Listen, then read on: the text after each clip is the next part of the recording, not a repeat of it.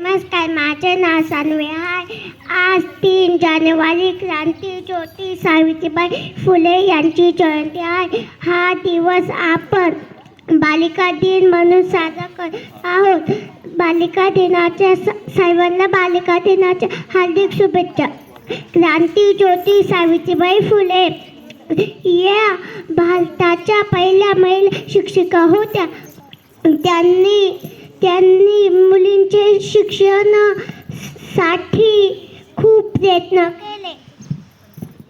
एक शिकलेली मुलगी सुशिक्षित पिढी घडवते.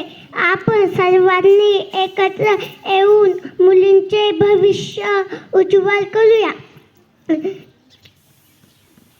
एवढे बोलून मी माझे भाषण संपवते. धन्यवाद. जय ज्योती, जय क्रांती. धन्यवाद.